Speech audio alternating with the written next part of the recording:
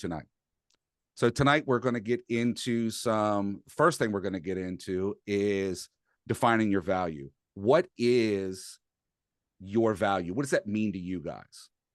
I'm going to actually change the slide over one because it's more about your value proposition. So what is a value proposition to you guys? What does it mean to have a value proposition?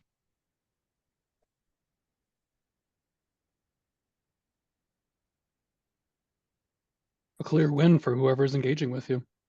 One more time, Meyer. A clear win for whoever's engaging with you. Okay, a clear win. A trust your client would be having in you. Okay, trust the client's having in you. Making sure that the one that wins the most is the client, and you make a deal that most benefits them versus only you. Okay. So I would say a value proposition in itself is, why should someone hire me? Right? It's their realtor. And that's going to be different for everyone. That is correct. You're right there on the right spot, Michelle. Thanks.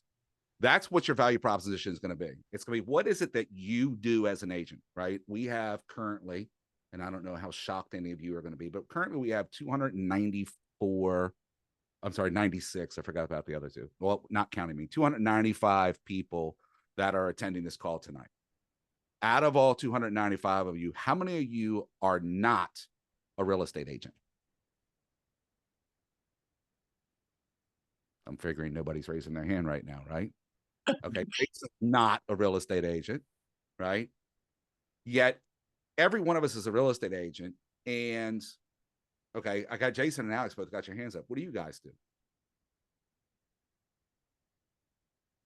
So I'm just waiting for my application to be approved right now, but should be any time, like within a couple days. All right, so you just don't have it official. You're there. That's not official. I still have to take the. All right, so you're still real estate agents, right? So, and the point behind it is that if I'm a buyer or a seller and I want to interview real estate agents, what makes you different, right? So if I sit down with Alex and I ask Alex, well, what makes you different from the other 295 people that are out there as real estate agents, right? What is the value you bring that makes me say you're the one, right? What do you guys think about? What goes in your mind? Give me one or two people, give me something that says, here's my value. Leah's got a look on her face like, I have no idea. I don't know what we're doing here right now. Insight into the market, insight into the local market. Insight into the local market. Okay. Yes. And every other agent tells me the same thing. What makes you different? Being transparent.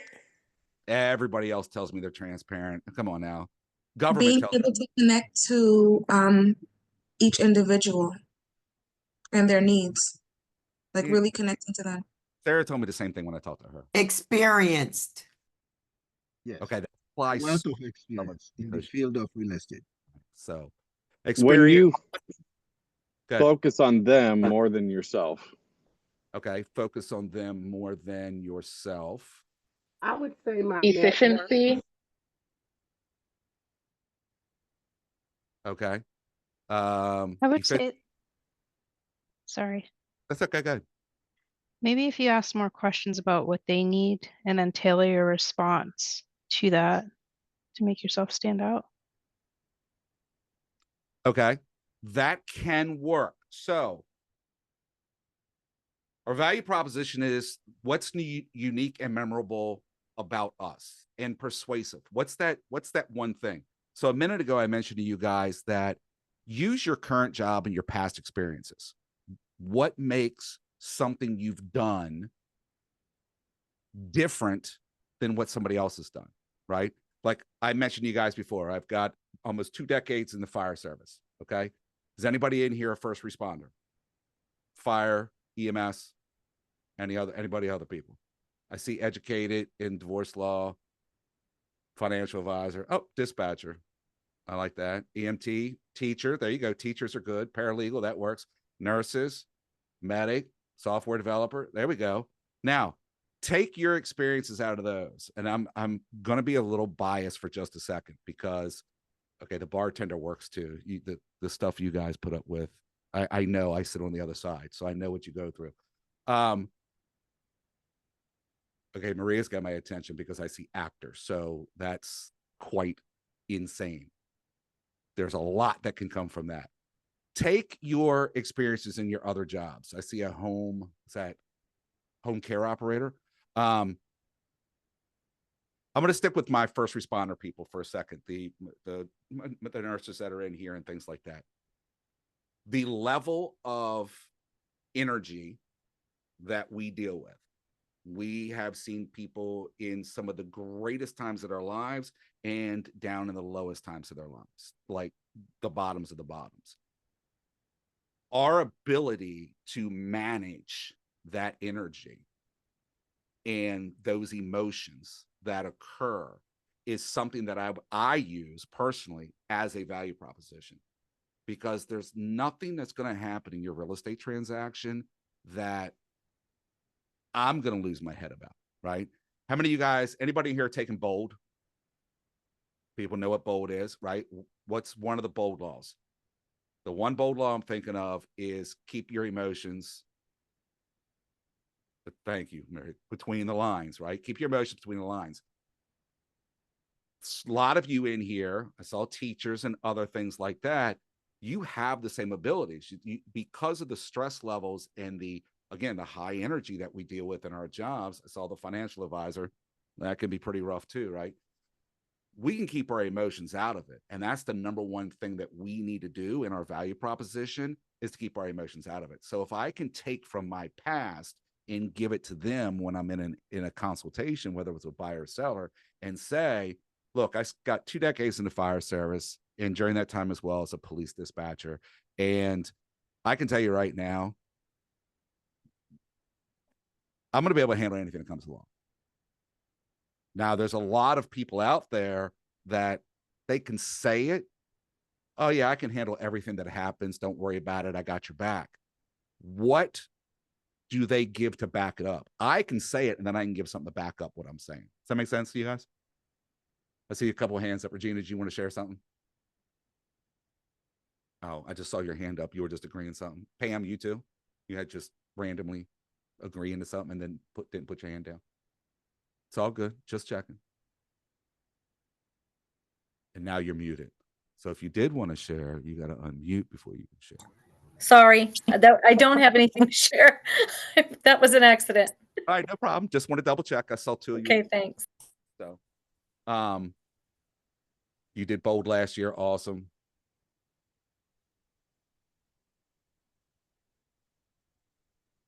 All right, Jordan, can you come off mute for a second? I saw what you put in the chat. I want to chat about that for a quick second, because I think that's a super simple little process. So share what you wrote in the chat for everybody that hasn't seen it yet. Yeah, so I used to be a bartender before, well, kind of in between doing real estate part-time and bartending part-time.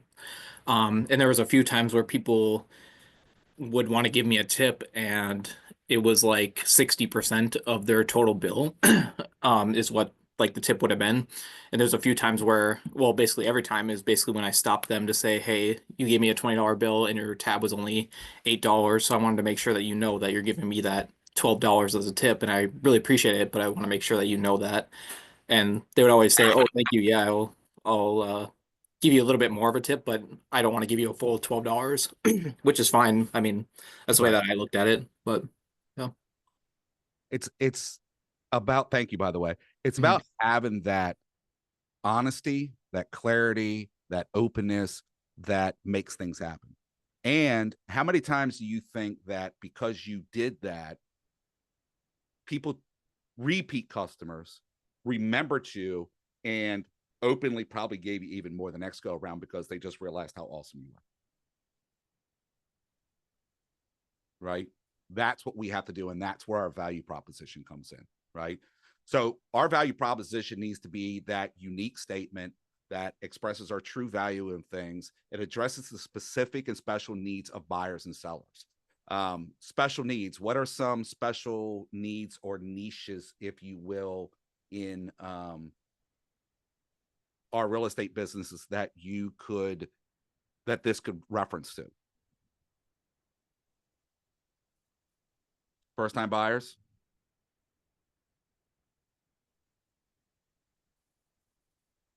Home loans. I stay away from loans too much. I like to know like what packages or what deals are out there, but that's the loan officer's thing. All right, there you go. Probate. Military and veterans. Yep. Military, veterans, that's in the chat in there too. Investors, lake homes, right? Vacation homes, investment properties. These are the specialty things that we need to get involved in. And each of us is going to find our own niche around these things. And you're going to find one that you're drawn to, one that you're just like, you know what? This gives me power. This gives me energy for me to go and work with first-time home buyers. This gives me power and energy to go work with military, you know, whatever that may be. Your value proposition also has to be, it has to state what you will do for the client. So inside of that, what are you going to do for your client? Now, again, I asked this question a minute ago. I'm interviewing all of you, where we at? 296 of you. I'm interviewing to all 296 of you. And out of all of you, what are you going to do for me? Let me rephrase that. What can you share? How can you express that you're going to do something for me that's different than everybody else, right? Earlier we heard, well, I'm open, I'm transparent, I go to the end for my client. Those are all those standard things that everybody says. How can you take that and, well, kind of make it a story, if you will, put something to it? What do you guys think? I'll go. Go ahead. So I think that communication is typically, and no matter what we're doing in life, if there's an issue, it's because of a lack of. So I try to highlight the importance of communication and how when there's an issue, I'm not just a 9 to 5 agent. If there's an issue, I'm answering whomever it is, maybe not past 10 p.m., but definitely, up to 9 or so, and on the weekends, right? Addressing it, getting in front of it, identifying if there's going to be a problem and finding a solution, perhaps before it even happens. So I appreciate what you said, maybe not up to 10 o'clock. Those are great. Thank you for sharing it. And I'm going to recommend everybody follow that rule. Set your boundaries. We're not 24 hours a day. We're just not. If you attempt to run 24 hours a day, you're going to burn yourself and you're going to be out of the business. And part of your value proposition can be boundaries. I'm not going to bother you after 8 p.m. Don't bother me after 8 p.m. There's probably nothing I can do about it till tomorrow. I share with clients when I talk to them, I'm like, listen, there are no emergencies in real estate. If the house is on fire or it's floating down the street in a flood, that's an emergency. And I'm not the first person you're calling. Call the people that are going to handle that. I'll come in over tomorrow when it's all settled down and we'll figure it out because I can't do anything about it type situation. So, but you got to have those boundaries. Boundaries is part of the value proposition. Boundaries for them and boundaries for yourself. So thanks, Michelle. I like that. All right. Your value proposition also has to hold you accountable. What does that mean? Value proposition holding you accountable. What do you guys think? I would say it's like, what good are my words if I'm not going to back them up for you, right? There needs to be that trust. The whole being held accountable, I think, it's about building and affirming that trust to your client. At least for me, that's what I hear. Like, am I making sure that I'm doing the very best I can for this person? And can they trust that if they were to come to me again, or if they have questions, that's just what it rings in my ear when I hear that. There you go. That works. Anyone else?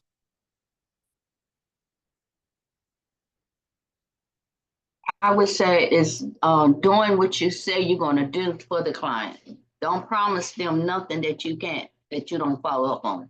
We have a saying for that. Do you guys know what that saying is? Under promise, over deliver. Right? Matter of fact, don't promise anything. I'm going to do my best to get that done for you. Then just go and do it. Right? Nadine put in here, which I think is very accurate too. It's like having a personal mission statement. Your value proposition is your mission statement.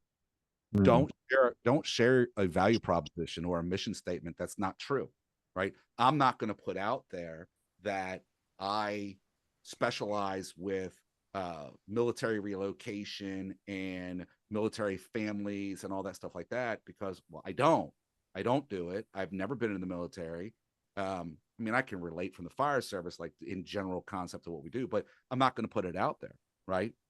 So there's certain things that I'm not going to have in my mission statement, my value proposition, because it's not me. It's not really who I am. And the accountability comes in with that mission statement or that value proposition. What it says holds you accountable. So because it's actually saying, that means you actually have to do it as well, right? All right. Gets into where we are in the next slide here. Benefits of the value proposition. It helps your clients understand your value and your expertise. Protects your commission. Yes, it can. I don't like making that connection too much, yet it can support your Amber, make sure you're in speaker mode or in your views. Looking at it. It can protect your commission in the sense of it helps validate your, hold on.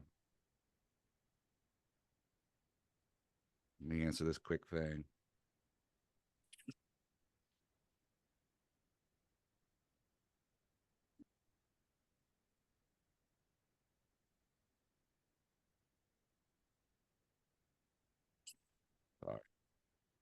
Direct message, people can't get in.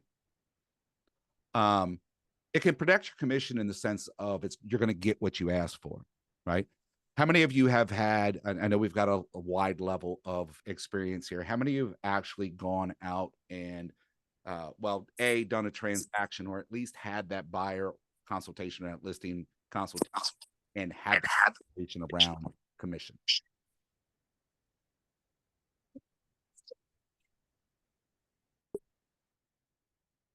Couple of you. How hard is it to have the conversation around commission? Actually telling somebody, you're going to pay me X number of dollars. I see a hard. Adam says it's hard. I got a not hard. Awkward's a good answer. Maybe awkward's the right way to do it.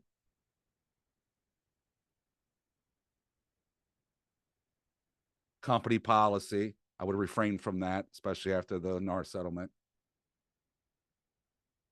Difficult, uncomfortable. Yeah. Hard might be a little excessive. For some of us, it's really hard to have the conversation. It's a bit more awkward, uncomfortable.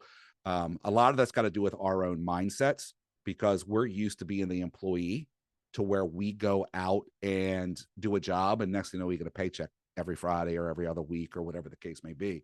So we don't have to ask anybody for money on a regular basis. In this, you're a business owner. You have to go set your own standards, right? Anybody ever run their own business before, whether it be lawn care or babysitting or anything like who were the babysitters? That's my daughter babysits. That's probably one of the great examples. Who was a babysitter and they're like, hey, can you babysit so we can go out? Well, how much do you charge? Be the kid at 14, 15 years old going, I want $20 an hour. Like, that's hard. We're adults. It shouldn't be too hard to ask for our to get compensation, should it? There you go. Tutoring, $65 an hour. How hard was it to get $65 an hour? That's actually really good at tutoring too, by the way. I want to go back and do that. That sounds easier than real estate. What's a lot of people coming in here. All right, back to our slides real quick so I can get my train of thought back. It can protect your commission because it's going to help them see the value in what you're charging.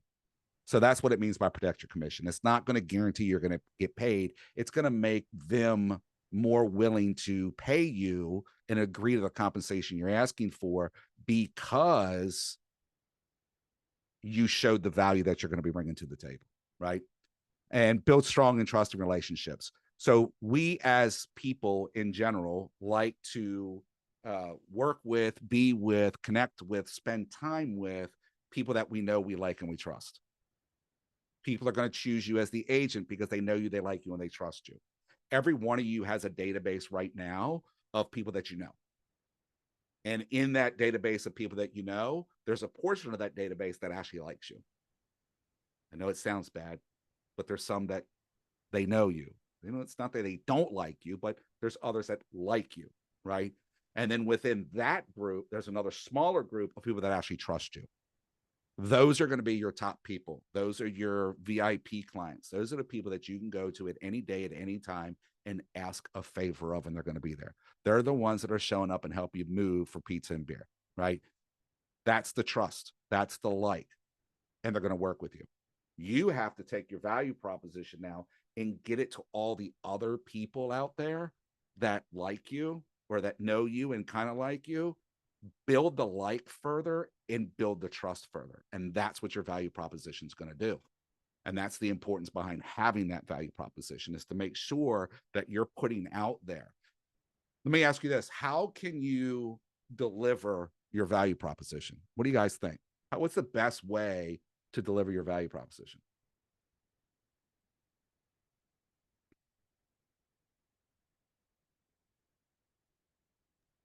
Home buying council. Okay. Are you going for an answer like face to face? Like that's how you want to deliver it, right? In person? Which all the ways. I see some people put it in here, marketing materials.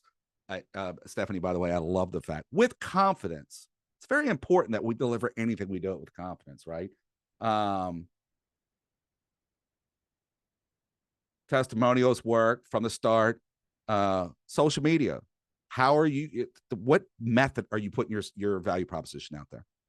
Right? Yes, it should be part of all your consultations. In your buyer presentation, in your listing presentation, there should be something there that says, here's my value proposition, and you should share that with them.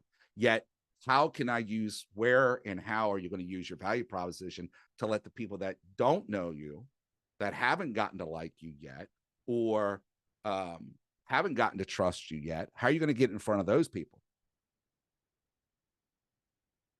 In your branding. Yeah. All those are right. You got to get it out there. That's the biggest thing, is don't forget to put your value proposition out everywhere all the time. Okay. Here's some examples of value propositions to help you guys out a little bit further. So Airbnb exists to create a world where everyone can belong anywhere, providing healthy travel that is local, authentic, diverse, inclusive, and sustainable. Walmart, everyday low prices. We all know that one. Of course, that's all we ever see, is just that part of their value proposition. Yet their whole value proposition is everyday low prices for a broad range of goods that are always in stock in convenient geographic locations. Does that help understand what we're looking for in a value proposition, right? State Farm's probably got one of the shortest ones. Here to help life go right, right? Allstate, you're in good hands with Allstate. That's it. That's their value proposition. You're in good hands, right? Anybody know what Slack is, by the way? Or Grammarly? You guys? Yeah. Slack is a gamer thing. All right. Connecting to your value proposition. KW and Market Center Values have access to a collective knowledge experience of nearly 200,000 agents worldwide. So coming from the KW side, and for those of you that are newer, okay, you may not have a full value proposition yet. You can, and you should, because you're going to use your past experiences for it. Yet you can use KW and your Market Center. So find out what your own Market Center's value proposition is and use that until you figure out yours. Use this one right here, right? I'm part of a company that has access to the collective knowledge and experience of nearly 200,000 agents worldwide.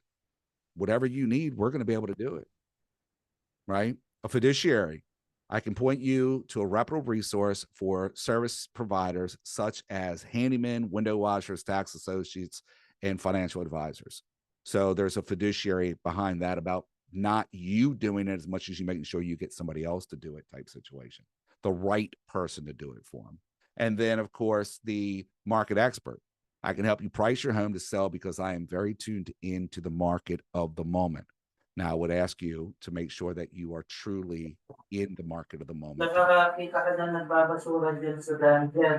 Very important for us to make sure that we are on top of things in the market anytime we're saying we're in the market. Told you I got 6 screens going and I got to keep clicking people in and I lose track of my mouse. Thoughts, ahas, takeaways from the value proposition. What do you guys think? Anything special? Anything pop out at you? I didn't previously think about putting it on my socials. How else are you going to get it out in front of people, right? I got to get it out. It's not just, hey, I'm a real estate agent. Do you want to buy and sell? Why am I a real estate agent? Why should you choose me over everybody else? What am I going to give you that nobody else is giving you? Right? I found out today there is a website for KW where there are like 31 different media sources that we can use. And it gives us a day-by-day breakdown of what we should be doing. I'm new to KW, so. Do you remember which site it is off the top of your head? Hold on. And look for it and see if you can find it for it. Because I don't Yeah, I will. When you're talking about. Now, there are plenty of resources out there that for all of us, right? Start with MREA, get into Pivot Shift, get into the one thing, get into our playbooks. We have the MREA Playbook Volume 1, MREA Playbook Volume 2. These are step-by-step activities for your lead generation and your database management and running your business that are provided by top producing teams and agents already. They've put it down into 1 or 2 pages for you to be able to follow it for whatever you want to do, right? There are plenty of ways to go out there to learn and understand your value proposition, right? I was looking for this earlier, and for whatever reason, I'm struggling to find it. So as I transition over a little bit and I let somebody else back into the room, I'm going to see if I can find this real quick because I couldn't find it earlier and it's driving me nuts.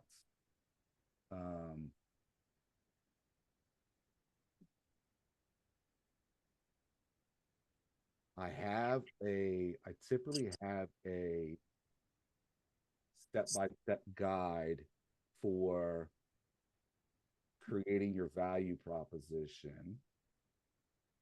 And I could not find it because I've got 900 Google Drives. So I will find it and I'm going to email it to each and every one of you in the next day or so. It's 3 questions. It's 3 questions. I can tell you in short, I won't be able to give you the full question, but I can give you the rough idea that will help you. There you go. There's your, is that the thing right there? Who's got that Kickstart 25 in the chat? Is that what we're talking about for, what you call it? What she was talking about with the resources, or is that something different? Value proposition. First question is, what are you passionate about? What's one thing that you're passionate about? What gives you energy?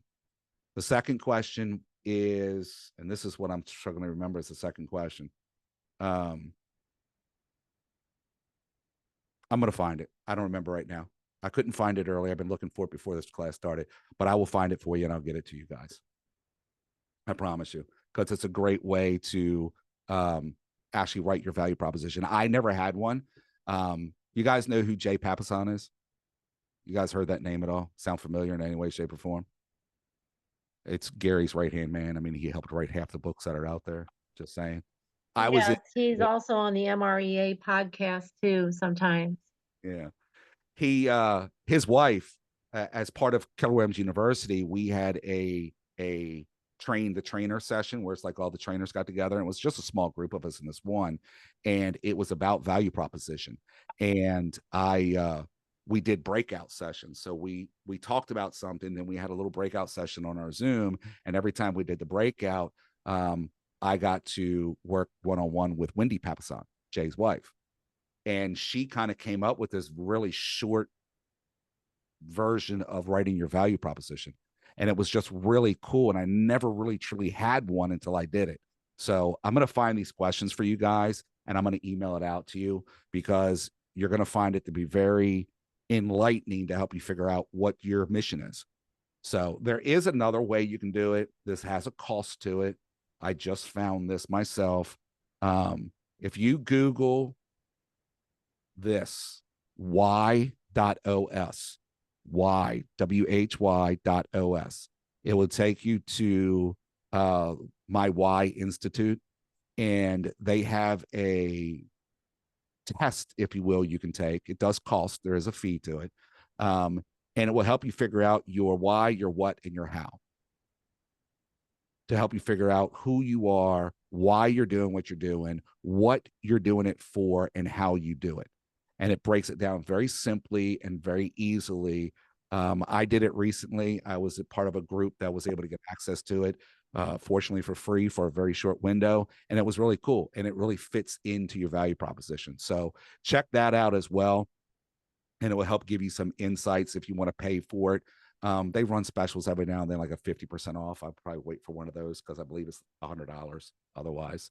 So, okay. Purpose of real estate: for buyers, their goal is to find just the right home, and for sellers, theirs is to net the most money. I think that's the simplest and shortest way to put that without worrying about too much of anything else. Buyers are looking for what they want and what they need, right? We need to be able to manage and run our needs analysis, pre-qualifications, neighborhood information, making sure we're up to date on the neighborhood. There you go. Gabrielle already found it. Currently $47. Oh, you know what? You're right, because I was on it today and saw that. I was sharing it with somebody else earlier in my market center. Know your neighborhoods. What's one of the best ways you can be on top of your neighborhoods to make sure you're providing the most value to your clients? What's the fastest way to learn any community or your market? Go to them. What's that mean, go to them? Like, take time to scope out and be in the community. Like, take a day, like, per community, just walk around or drive through it. Talk to some of the people. If, like, you go to a restaurant, like, just like go, like, be a part of the area for a moment. Okay. Attend the ANC meetings, go to festivals, be in the community, talk to the neighbors, go to open houses, visit just the community events, the school PTAs, or look at the greatschools.org to see what the best schools are and stuff like that. I like it. I like it. I see door knocking on here, and I heard open houses on here. You guys are missing one thing. There it is. There it is. It took a while, but we got there. Preview listings. You do not have to have a client to go look at listings. You can do agent previews. You can go out there and check them out. And while you're out there, you can do that door knocking. You can go around and hit the neighbors and go, hey, I see the Johnsons have their house for sale. You know, curious to know, as I'm talking to buyers, tell me something that a buyer wouldn't know about your neighborhood. Tell me something you love about the neighborhood. So part of your value proposition is to know this stuff and to be able to back it up with that information. So get to know your neighborhoods, right? It helps with sellers as well. If you know a particular neighborhood, and I also saw somebody put in here, start with your own. Jamie said, start with your own neighborhood. You should always start in your own neighborhood. Don't worry about if anybody else is there. Learn your own neighborhood, because that way when the one neighbor that you do know and you do like, and you were invited to the barbecue, invites you over, and they start talking about selling the house, you can easily sit there and go, well, you remember the Smiths that live 6 doors down? Yeah, they sold about 6 months ago and they got $780 for their house. And I know that all our houses here are similar. So you should be roughly in that ballpark. Would that benefit you? Yes, it would. Great. Let's talk about it and see what we can do for you. Yet if you're sitting there and you're having that conversation, you're like, well, I got to take a look at the market and see what the houses are going for. Are you a local expert? Does it support your value proposition? Which is probably why they reached out to you, is because you gave them that value proposition and you shared it with them, right? So make sure that we are learning and keeping with those things to support our value proposition. What do buyers want most from their agent? Feeds right into your value proposition. Now, I tried to update these numbers today, and I could not find them on NAR's site. I had the printout before, and now I don't know where it went because the numbers have shifted just a little bit, yet it's still the same. The first thing they want is they want help finding the right home for them to purchase. So finding the home is key. And then negotiations. These people know, they deep down, buyers and sellers know they don't know how to negotiate. They know it. They just don't want to admit it. And that's what they hire us to do. So make sure you're mastering your negotiations. Make sure you're mastering your knowledge about the neighborhood so that you can actually know which is the right house for them to purchase, and negotiate the right price. And then everything else is in there. After that, it's everything else. Find the right house, negotiate the terms, and negotiate the price. Believe it or not, it's pretty much the same for sellers as well. Because sellers also want the negotiation experts out there. They don't necessarily want you coming in and just putting a sign in the front yard and then whoever makes an offer, hey, why don't you take this? So we want to make sure that we're providing every bit of value that we can by being good at all of those things that we're doing, right?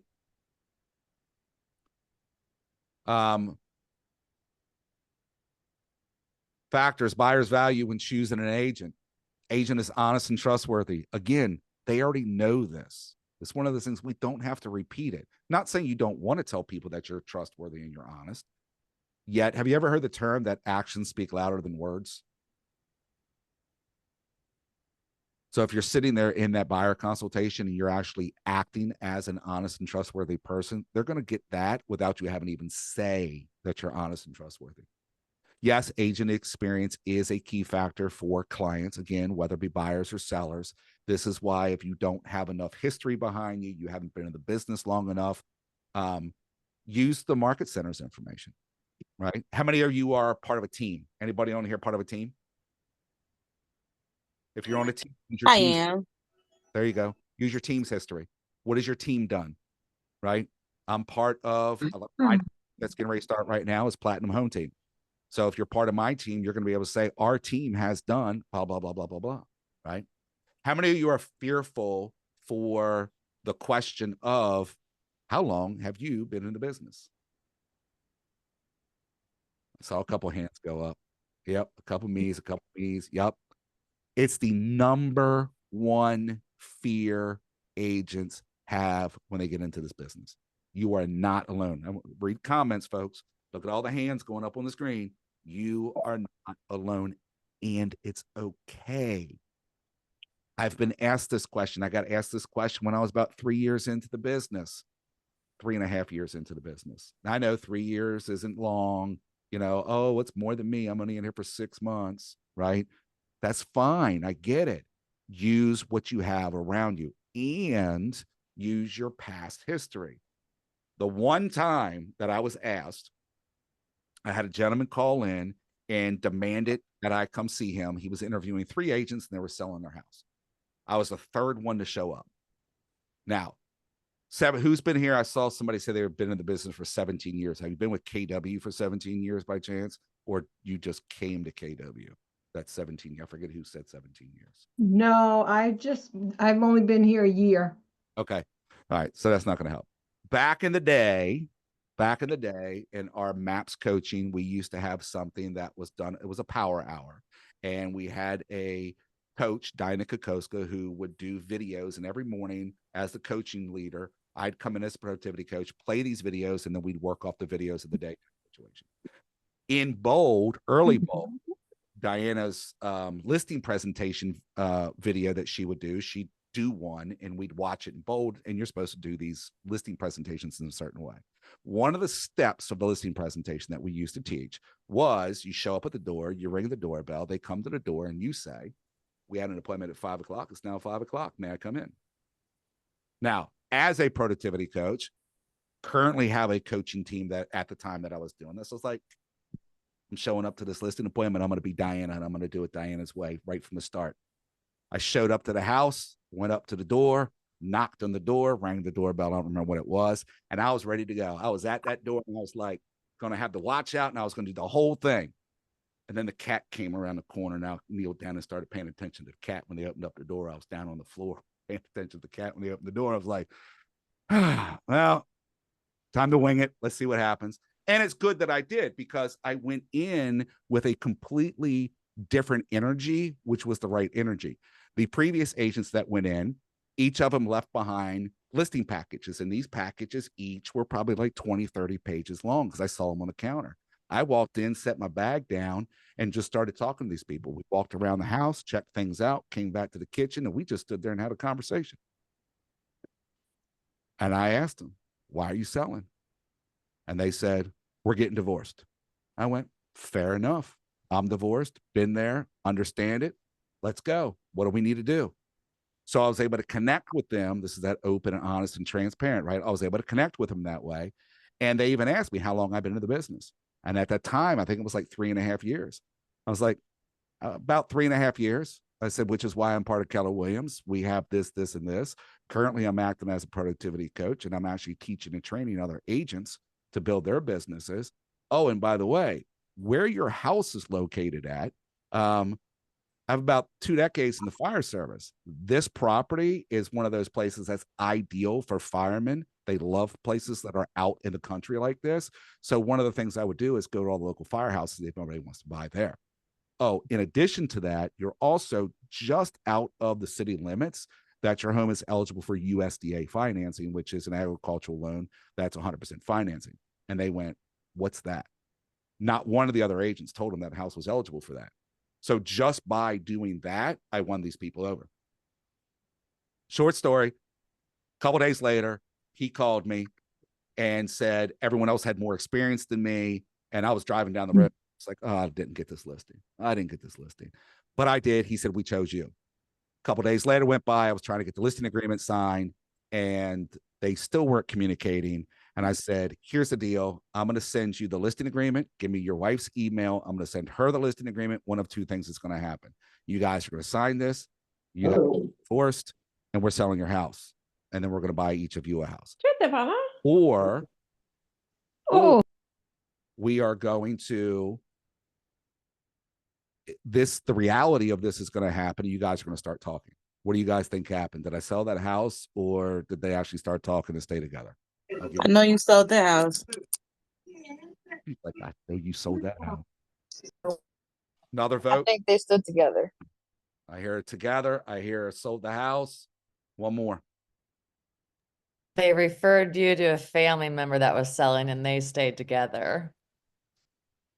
He promised to refer people to me and never, ever did.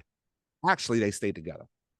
And it was only up until this year, and I haven't been in contact with him. I got to get back in contact. However, it was this, every time I do Ignite, at some point I share this story. Both things were still on the property up until the end of last year. I think I checked it, and if I remember right, it was just her name. So it could have eventually still happened, but at the time, I fixed the marriage instead of selling the house and buying 2 others. What can I say? There's your value proposition, right? I tell that there's many ways in this course that I share that, which helps with that. This is the value proposition. It's not about selling the house. It's about the people. I forego and look, I want you guys to talk. I want you to figure it out. And I really want you to make a decision to sign my listing agreement, but I'm not going to tell you that. And yet, here's what I got. So they want that honesty. They want that transparency. They really do. We don't have to tell them that. And that's why I won that listing when he said, we chose you, because he even said, he goes, the other people had more experience than you. You were more professional. I wasn't professional. I was human. I was polite. So what's your value proposition? How are you showing up for people, right? Agent experience, reputation of the agent. These people had more reputation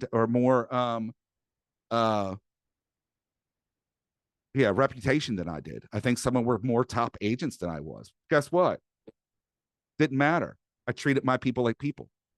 And that's what you got to do, right? Again, sellers, help price in the home, help market in the home, and then help to sell the home within a certain time frame. And then, of course, suggestions on fixing it up, right? Be cautious on suggesting to fix things up. We're not contractors unless you are a contractor. Be mindful about muddying the waters on doing both jobs at the same time. Phyllis, you're right. Some realtors act like robots. That doesn't work. For some, it does, right? This goes back into your value proposition. You got to understand who you are. Are you guys familiar with the DISC assessment, personality traits, right? I see Terry saying yes. If you don't know your DISC, whether you're a high D, C, I, or S, figure that out. Also, take the time to learn how to communicate to those people. Because when you show up to now me, I don't know if you guys figured it out or yet, for anybody that knows what DISC is, I'm a high D. I'm high energy, I'm loud, I'm boisterous, I talk fast, and that can be taken as a slick salesperson. I give permission to everybody that I meet with. All right, let me tell you something about me real quick. I got a high personality. My voice is just naturally loud. It's just the way I am.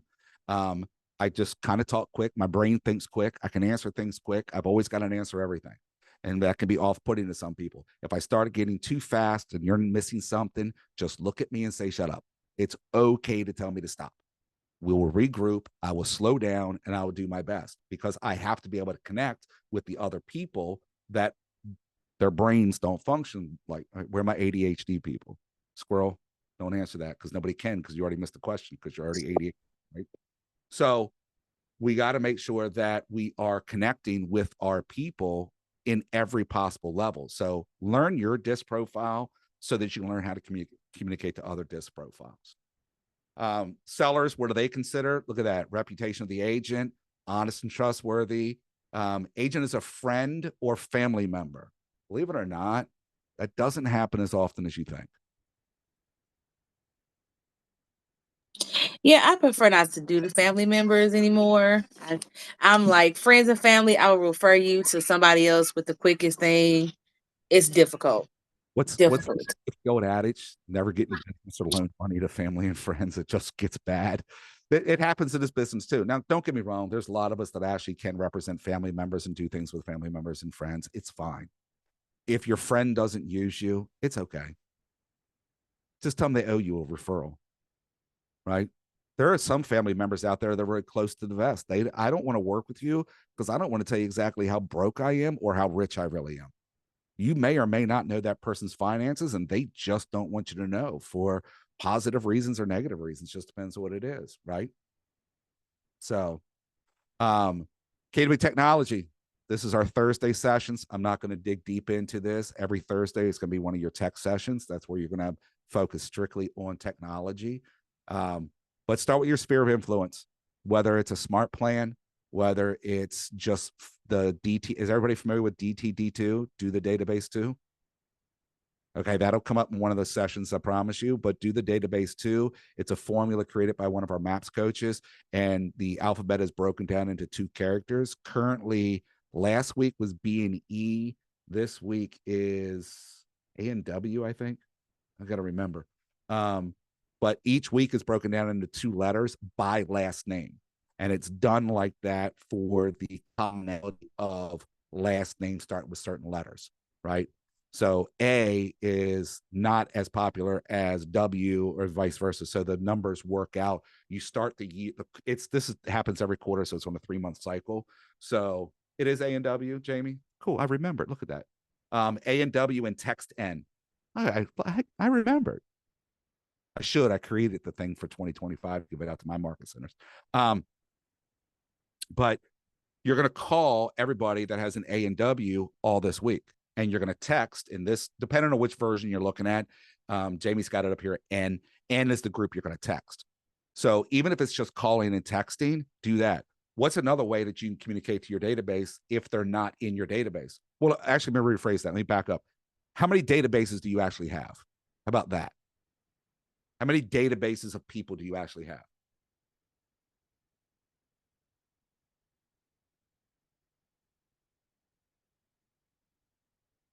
Telephone, social media.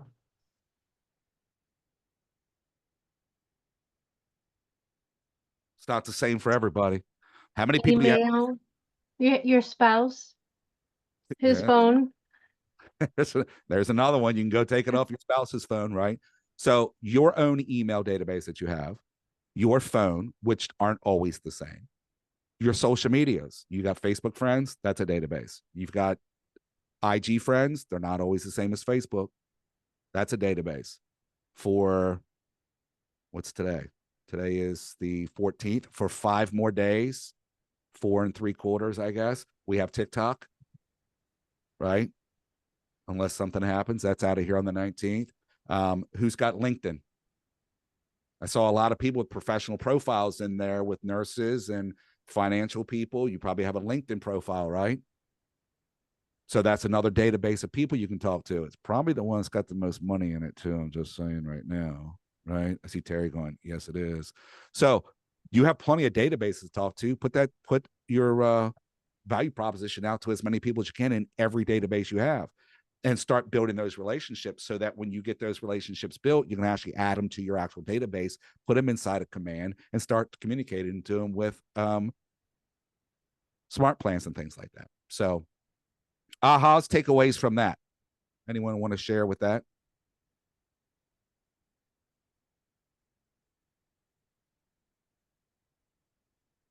It was in the side chat, but it was still relevant to what you were talking about. I was asking if you're going for your first client meeting with them, how do you not terrify them that you're your client? And there was lots of input, including even potentially bringing someone with you, but introducing them more so as your business partner compared to like oversight because you're inadequate. You're never inadequate. No, that's unacceptable language. And my team rule is 2 people on all appointments. Every appointment or just the first one? Well, your main appointment. So your true listing consultation, or your buyer consultation. Mainly listings over buyers. But we both go on all listing appointments. We don't have to be on all buyer appointments. The benefit for us doing that is twofold, because John is Andy Griffith and I am Roger Rabbit, right? We're like, we are yin and yang, where I go like this, he brings me down, and I have to get him out of the slump sometimes. So having 2 people there, that increases the odds of us as the team connecting with the clients. And we've done this enough right now that we can get into the room. We just did a listing appointment Saturday, matter of fact. And I did a phone consult with the husband, was able to get the appointment set up in person on Saturday. We went out to the house, and to be honest with you, John just sat there and took notes. Okay. I mean, I'm nervous since I'm not a part of an actual team. So even though I have the support of the brokerage, if I bring someone with me, would it lead to them, if they become my client, wondering, okay, like, where is this person? I thought they were also going to be a part of my transaction experience, because they probably won't see them again. And that's fine. You can have that conversation up front when you do that. So don't worry about that. Like, oh, hey, I've brought, right? Sarah, I'm going to use you. Hey, I'm Matt. This is Sarah. I brought Sarah along with me. She's one of the, it can be, she's part of my coaching group. She's one of my mentors in the office. She's, you find out what best way to deliver, why that other person is there, right? Because the other side of it too is, you got to remember, is that you're presenting, you get both of us. Now, the only contact information they're going to get is yours, but I always have Sarah to call for backup, right? If I'm not available, Sarah's agreed to be my additional backup, right? Matter of fact, Sarah, are you dual career or full-time? A full-time. Okay. Dual career, folks, this works out a little bit easier for you than full-time agents, because if you're dual career, be open and transparent about the fact you're dual career. Make it part of your value proposition. Look, here's the benefit. I'm a working stiff just like you, and I do real estate. A lot of people go, well, they don't want to know that. I want to hide it from them. They'll figure it out eventually when you start saying no to showings. So if you bring somebody with you, you can go, so here's the deal. I've partnered up with Sarah. Sarah and I are going to work with you together. I'm going to be your primary point of contact. I'm going to do everything. Sarah's going to be there if I have something going on. If there's a conflict in my schedule, if I'm on vacation, right? Or whatever the case may be, maybe I'm sick. I just want you to know who Sarah is because she's going to be my backup in this situation. She's also here to make sure that I answer all your questions because we all don't know it all, and she might have the answer that I don't have. So there's ways you can do that. So don't be afraid to take somebody with you. Take the right person with you. So for those of you that are not on a team, choose somebody in your coaching group if you're part of a coaching group, right? If you're not part of a coaching group, partner up with somebody. Find the other new agents. Some of the best, it's funny, I just had this conversation today, matter of fact, in a mastermind with top agents, is the best relationship, actually, no, it was the mentee I had this morning. Sorry, I forgot which meeting it was. The best relationships we're going to have is to our database. The second best relationship you have is to your market center. You need to know people within your market center that you can count on and you can rely on, and they're going to help you out. And if you have somebody else who's new like you, they need the experience for the appointment. If they're not getting appointments, take them with you on your appointment. If you don't have appointments, they'll take you on their appointment. Partner up to make it happen, right? So that you can do it. And you have that backup because there will be a time I'm sick, I'm this, I'm that. They really want to go see this house, whatever the case may be, right? Then you can go, hey, can you remember we met with the Johnsons? Oh, yeah. Look, I really can't. They want to go see this house. It's available now. It's got a deadline for offers, blah, blah, blah, blah, blah, blah, whatever. Can you show it? Because they'll remember you. I'll tell them you're coming. So it works out to partner with people. So could you offer X to whoever you bring along? Yeah, you can partner up with them and split it. I wouldn't offer it up front unless you're going to truly do a 50-50 and like truly work that contact together. If it's just like, hey, look, I want you to tag along with me because I want you to get the experience. Not that I'm any better than you, but I want you to be there because you might be able to answer something that I can't think of or whatever the case may be. So let's just work together on going to these appointments together. I also saw somebody say it can be safer that way too. Sure. It's a safety factor. In today's society, doubling up for anything. If you're door knocking, door knock with somebody else. If you're at an open house with somebody else. Double up. There's nothing wrong with it, right? Does that help, Sarah? Little tangent there. So Yes, thank you. all right. 3 steps to define your value. Number 1, identify your knowledge, attitude, skills, and benefits that make you qualified to be the great real estate agent. So what do you bring? What skills and knowledge? Now, again, I'm going to remind you guys, go back to your other experiences. What do you bring to the table? Like some of the examples I gave you guys earlier with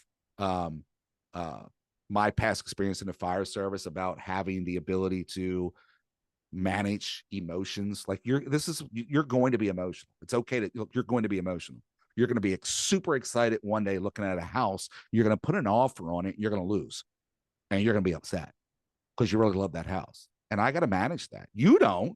I do, because I got to make you realize it's just one house. Let's go find another. Right. So what skills, what's the attitudes, what belief systems do you have? What's your knowledge that you have? Figure those things out. And they can be obviously around real estate, but use your past experiences of what you've done that make you who you are. Right. Bureau says 15 years house flipping experience. That's great for investors. It is not going to impress me as a seller or a buyer. As a seller, I think you're going to give my house away. As a buyer, I'm going to be worried that you're going to push me into a flip that's not even a good flip. I don't know. That's just 2 mindsets that somebody might have. So that's good to have for that. What's another skill set that you have for that first-time home buyer or whatever the case may be? So you got to look at that. Step 2, transforms the value you provide and the value of KW and your market center into benefits for your client. So how does all this benefit me? Break it down. Make a little list. What are the benefits? What are the benefits of all of the skills I have, all the knowledge I have, even if it's not real estate related, right? Now, again, your 15 years of house flipping can work for a buyer if you present it in the right way. right? It could work for a seller if you present it in the right way. Look, I'm 15 years in house flipping. This is not a flipper. This is not something that an investor is going to come by. So we're going to be able to get you top dollar for your house. Or look, your house needs a lot of work. It's really an investor's paradise. You're not going to make a lot of money of it. So there are ways to make that a positive. Just be careful how you present that information. 20 years working in title insurance. I don't know how you did it. I don't tell me where the excitement was in that, please. And as buyers and sellers, they don't care about title because they don't understand it. So you can use it, just find the way to present it where it's entertaining to them, right? 20 years in title insurance. That's a lot in title insurance. I'm not judging it. That's just a lot in title insurance. And then build your value proposition.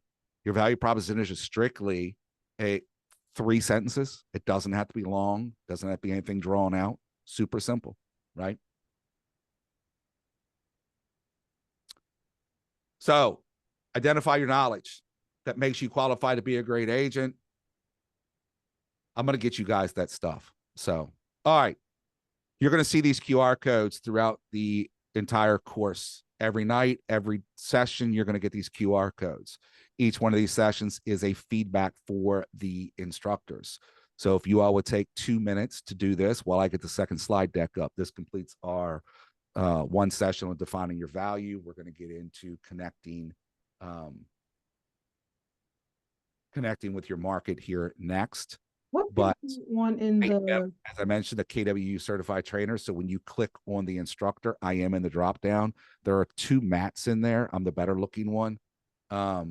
And then just go ahead and fill out the rest of the survey for me, please. You'll have another one after the next session.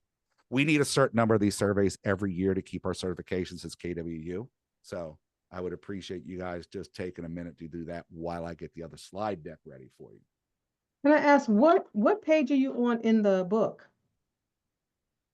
So that is session 4. So it would have been 4. Well, I don't know exactly what page it is, but we're not in, that's a great question. It's probably something we should have gone over in the beginning, and I never ever think about it, is that this is broken down and the courses are not in the same order as the book. So that we just did session 4.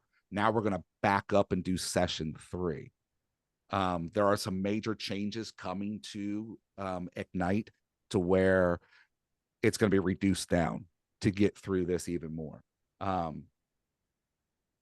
The book is the student manual. Okay, so session 3 starts on page 48. There you go. Oops. And I just saw for who asked which book, I'm going to put the link to the book, and I got beat to it. Thanks for beating me to it. All right. Everybody get through this okay? Everybody done with this Yes. slide? All right, perfect. Let me bring up a different one. Put this on a different screen. All right, so this is gonna be session 3. I believe we just said it is. Would I be considered MI or NO? I don't know. What does that mean? You talking about in the survey? Yes.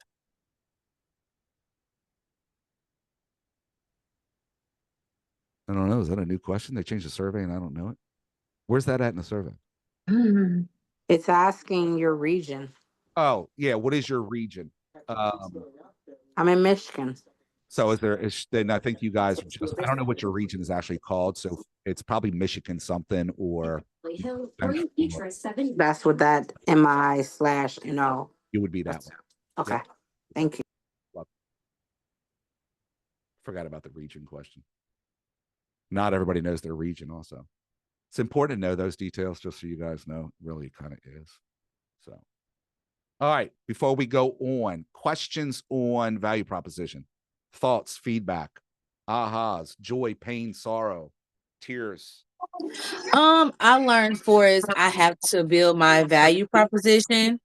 Also, for as communicating with my clients and also rebranding myself. and not being afraid to actually, you know, because I'm this person to be like, I get paid a 9 to 5.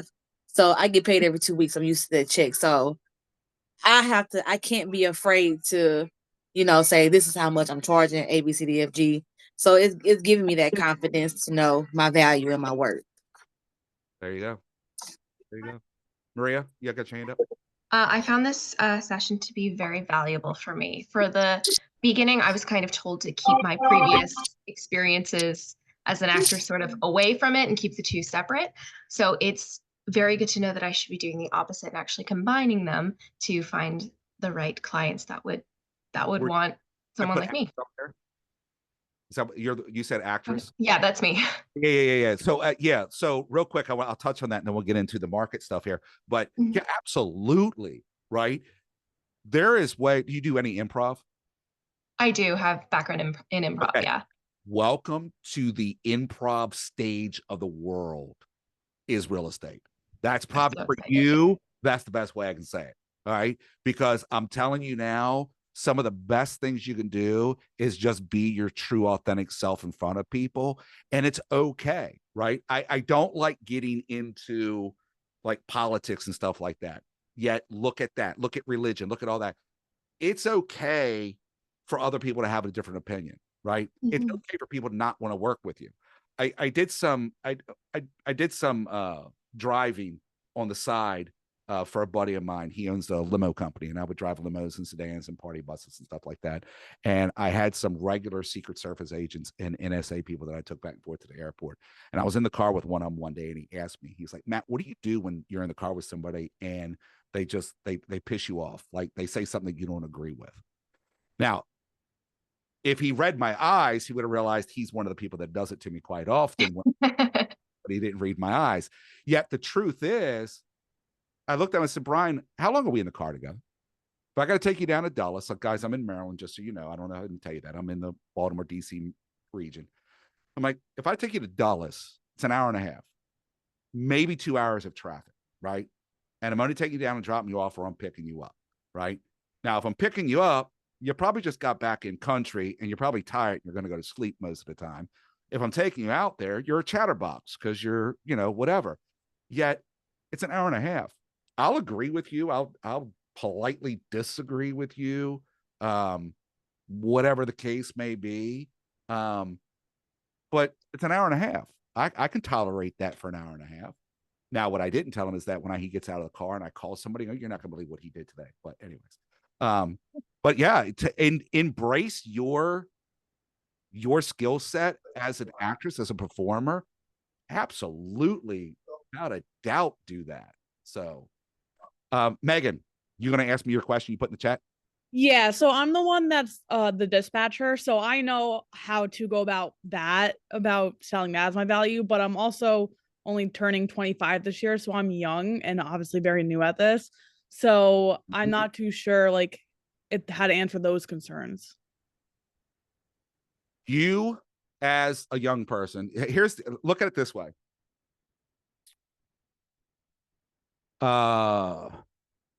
You in a metropolitan dispatch or local, like fire, police, or you do all of it? Local municipality, and now I'm doing the whole northern part of Rhode Island mutual aid. Good for you. Here's how you look at that. That entire region that you dispatch for, and that municipality, if I could speak, that you dispatch for, that's your database. These people already know you and they like you and they trust you. If they didn't trust you, you wouldn't be on the radio, right? So stop and think about it. Don't look at it as an age factor. Look at it as a skill set factor. Also, you're going to make connections, and this goes for everybody, right? Whether you're older, younger, doesn't matter what it is, you're going to connect with your people. There are people at your age right now. You guys know who Mel Robbins is? You guys heard of Mel Robbins? I've been going through something personally, and I stumbled across a clip of Mel Robbins' podcast that she was on with Jay Shetty, and it was about friendships. And I had a conversation with one of the guys that I mentor, and he's eventually going to be on my team when he's ready. And we had a whole conversation around, I don't have friends. You hear that, folks? I don't have friends. Now I have friends. I have people that I know in the office. I have these, I have people that I know. I have no core group of people. I have no one real person that I'm going to call up and go, you're not going to believe what happened today, other than my mom, right? And it's been weighing on me in a way. And Mel goes through this entire theory about how easy it is for us to have kids, or as kids, to make friends. And it's all about proximity. It's about energy, and it's about the relationship of the commonalities type situation. And once you hit 20, that just falls off. So as you get older, look, I see Maria's like, yep. So here's what I'm finding out. Thank God I'm not the only one, right? They're the great scatter. I like that. So she called it something else, but it's similar to that. Exactly. And that's you. Even at 25, it's not about your age. It's about who do you have around you. And for you in particular, like I said, because of the close knitness of what we do in emergency services, it gets worse beyond that 40s there, Christopher. Okay. Gets way worse.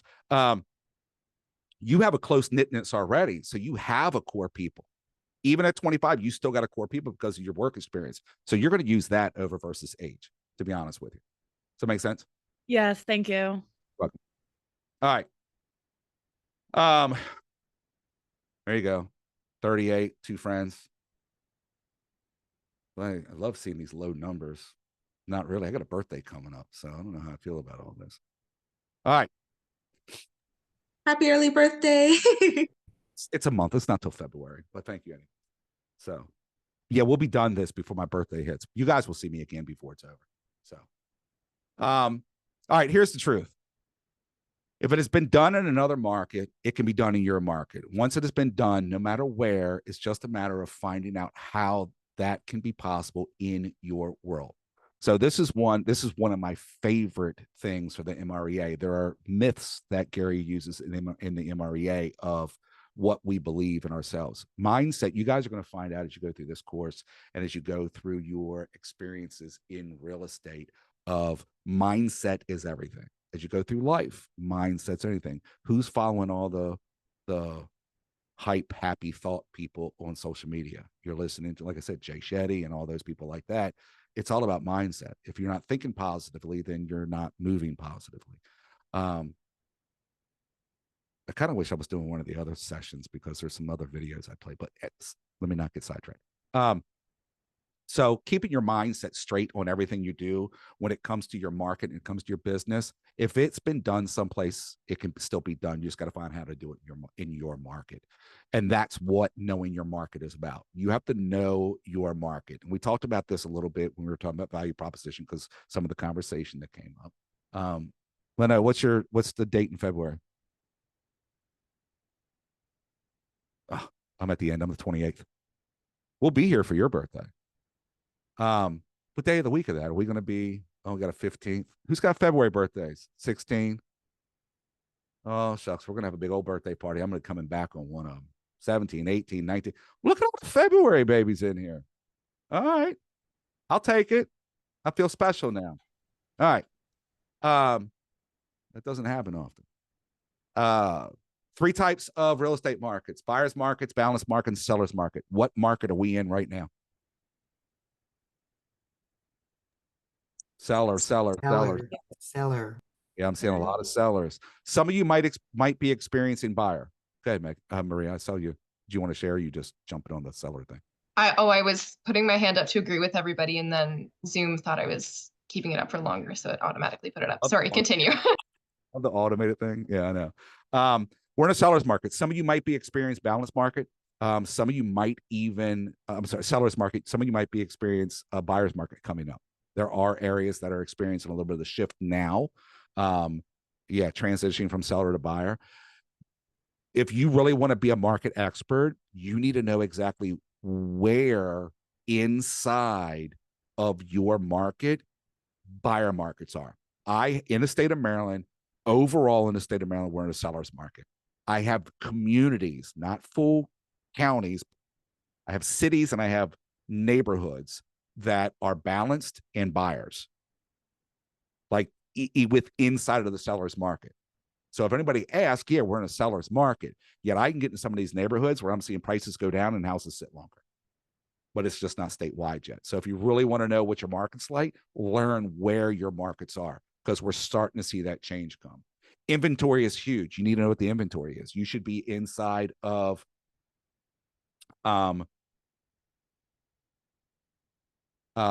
you should be inside of your MLS on a regular basis. You need to be keeping track of how many houses are on the market. You don't really want to know, like, okay, what's the entire state of Michigan doing, the entire state of Ohio, or whatever the case may be. Just where are you going to work, right? In Maryland, what do I have? 26 counties or something, 16 counties? I don't even know what it is.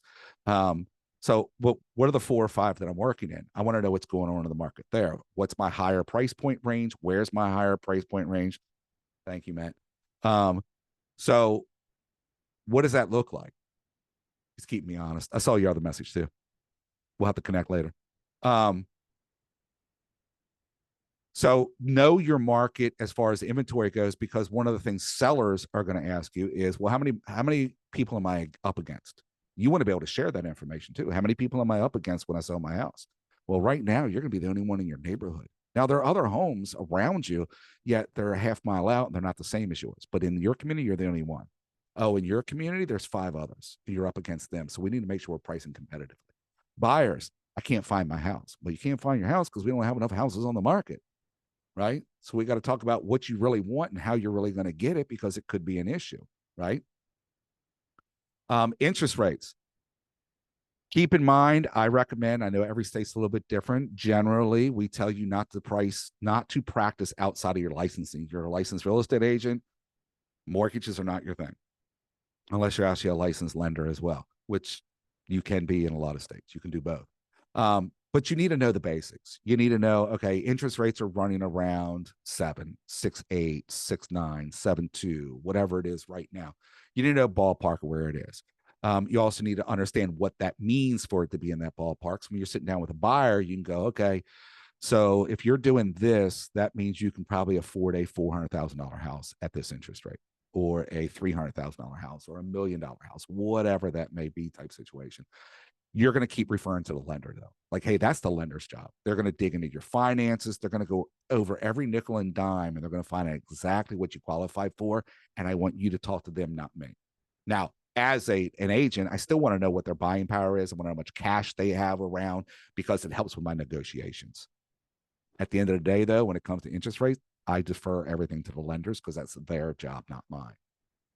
Economic factors. What are some economic factors, right? What's our national unemployment rate right now? Anybody know off the top of their head? Out of 200 and some thousand people in here. So I think it's 4%. Yeah, it's pretty low, right?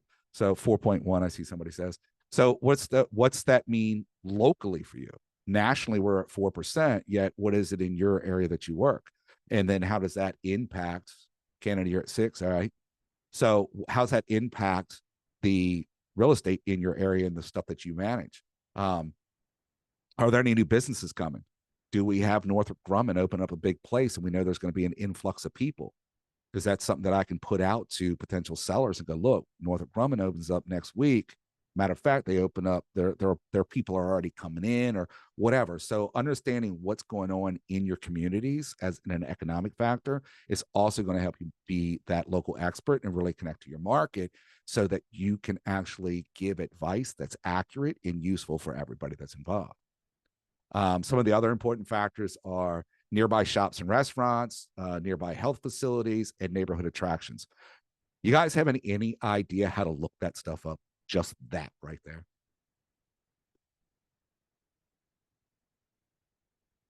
You want a shortcut to it? Are you guys familiar with NAR, RPR? RPR is the Realtor Property Resource page provided by NAR. It is free. It's at least one thing NAR gives us that's good. NARRPR.com. NARRPR.com. If you don't have an account for it, go create an account. You have to be an NAR member so that you can actually put your NERDS number in there and stuff like that. Inside of that platform, when you do a map search, inside that map, if you go down to the neighborhood, down to where your house is and where your communities are. Maria, that's a great question. It's National Association of Realtors, so I don't know if it's in Canada or not, to be honest with you. I probably not. It's gonna be my guess. We're lucky to have it from NAR, to be honest with you. But when you go to the map search, and before we get done here, I'll try and jump on and show it to you, but I want to get through this content real quick. And when you go into the map search, on the right-hand side is the legend of the things that you can do, the views and draw circles and all that. There's one down there that says POI, it's points of interest. If you click on that, you can actually go in there and click for what you're looking for. Nail salons, dry cleaners, restaurants, bars, all of that. And it puts it up on the map right there. So if you ever wanted to market to a particular neighborhood and target people that might be looking for a particular point of interest, whatever it may be, you can pull all that data right from RPR, just so you know. Super, super great tool. Oh, that's the other thing. I'm an RPR instructor too. So there's that. All right. Thoughts, takeaways, ahas on that little bit of tidbit information? I sure can. Give me a second to get my mouse over to that. NARRPR.com. There you go. There, oops. That didn't go to everybody. That just went to Matt, because Matt messaged me privately. And then now I didn't change it. There we go. Now it's in there for everybody. All right. Thoughts, takeaways on that little tidbit of connecting to your market right there?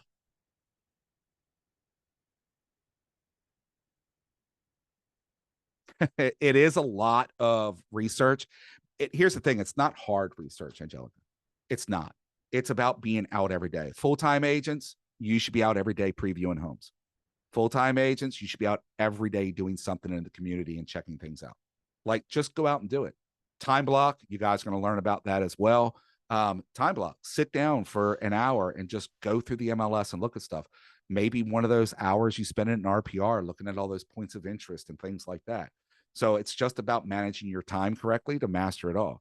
We have plenty of time in a day, right? Learn how to manage your time. The One Thing book is one of the best ways for you to be able to do that, to fully understand it. Alana and I will be doing a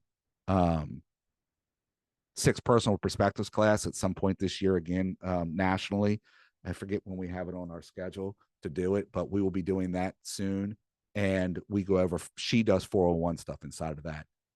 If you don't know what the 411 is, go to your coach, go to your team leader, go to your mentor, whoever, and start learning about the 411, because that's how you're really going to be able to master your stuff and stay ahead of the curve. So, all right, build your expertise, become a real estate expert. 4 steps to building that: learn the market, learn your clientele, listen to individuals, and keep the headlines in context. What does that mean? Keep the headlines in context. What's the #1 headline right now for us? It's still very relevant.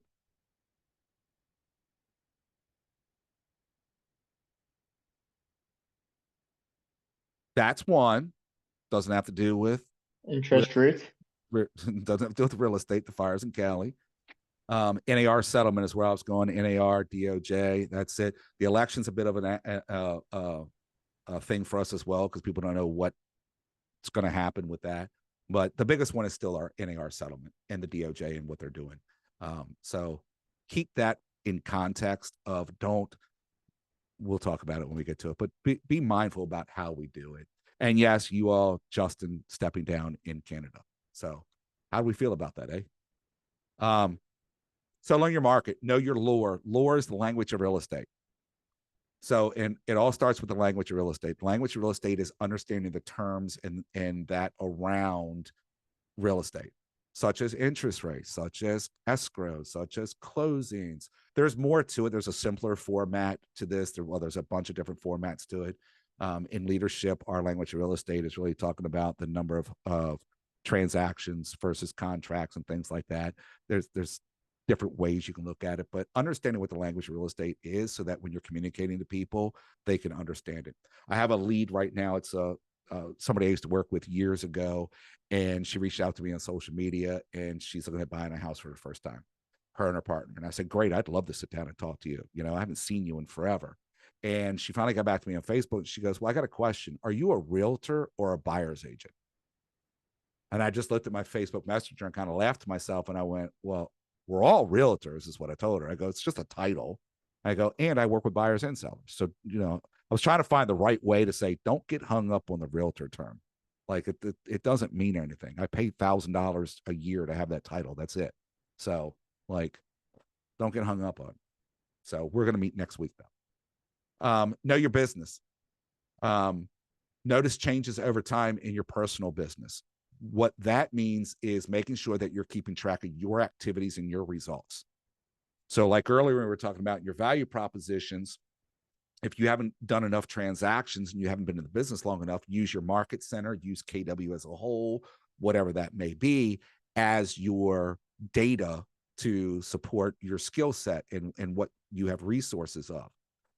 As you build out your business, track all of your numbers, track all of your data, track how many appointments you go on, track how many listings you get, how many buyers you get, how many closes you have, how many phone calls you make, how many emails you send. Know your personal data in your business and know what works and doesn't work. Cut the stuff that's not working and double down on what is working. Okay. Like knowing your business is the best way to run your business. Learn your clientele. What does that mean? Who are your buyers and who are your sellers? What are we looking for in that? What do you guys think?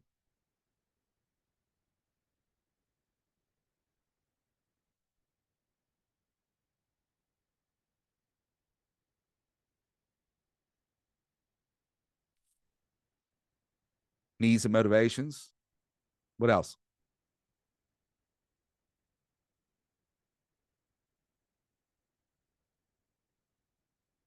It's a tough one. We all chatty earlier. Now we got quiet. General demographic of the people in your area who are buying and selling. That's pretty much sums it up right there. You go deeper on that. Absolutely. Age, social media content you put out there. What's the best way to keep track of that data?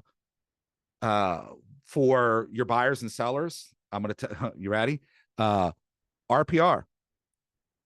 I just gave you guys the link to RPR. If you go into RPR, you can go in and you can get market trends in a particular neighborhood. It also gives you demographics. It gives you income levels, households with kids. There's a few other things that you can get in there, but you can actually find demographics within RPR for any particular area, so you kind of know what you're up against. But it's one thing to go to a neighborhood and it impacts your message you're giving. If my message to a particular group of sellers is, how could I do it? All right. If I'm going to go in there with a more laid back, chilled, I don't know, country tone, right? I'm more in the country area of Maryland. So if I go in there just with this real laid back, relaxed energy type situation, yet I'm hitting an area that is in the city and they're all high-end workers and high-paying jobs and all that. Am I sending the right message to the right client? Am I presenting the message in the right way, right? So understanding who my buyers and sellers are and matching them. And I saw somebody put DISC in there a minute ago. That's pretty much it. I need to match the energy of who they are. So I need to know who's buying what. I know who's buying in my area out here. I've got everybody coming out down south, out of DC and out of Montgomery County, coming up into the country. They want to get out of the city area and they want to get here. And then my other people are the ones that like, they tried it, they don't like it, and they're going back to the city. So I know that, right? Does the market benefit your clients? Is where they're wanting to go, does it adapt to your audience, Leah? That's correct. But you have to know who the audience is for you to adapt to them, right? Where are my Marines, right? Adapt, improvise, overcome, right? So do that. Does the market benefit your client? Can you benefit your client in that market? That's my next question. As much as I am licensed, and I'm sure most of you are licensed throughout your state, it's a state license, not just a little, Minneapolis license, is a state license. Should I be traveling 3 hours away to an area I know nothing about to represent a client? Or should I just refer that out to somebody? So it works both ways about understanding the clientele of does the market benefit them? Does the market put your client at risk? Am I putting the client at risk by representing them in an area where I don't know anything? Am I doing it just for the money? Because if I'm doing it just for the money, I'm doing it for the wrong reason. How am I really doing anything for my client, right? Listen to individuals. Take a grassroots approach. We guys hit this earlier. We were talking about value proposition and I asked about learning your market. Get out in the communities, talk to the people. What's going on in the neighborhood, right? We've got areas in this country where we can hit the farmlands in the Midwest. Are we having issues? Are farmers losing farms? Is that going to impact the demand? Is that going to impact the economy?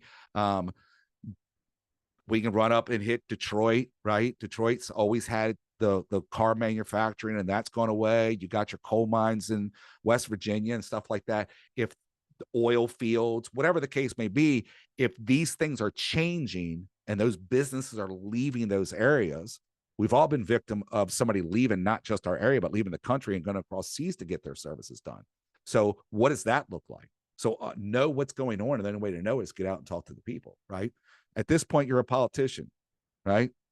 You're kissing hands and shaking babies. I mean, shaking hands and kissing babies at this point, right? So learn where your sphere gets their information. Where are these people getting their information from? Is everybody just watching TikTok? Right? If everyone's just watching TikTok, they are not getting the best information. I got a guy that I follow. He pissed me off on one of his posts. He's like, real estate agents are pointless. They're not needed. Should be an app for that now.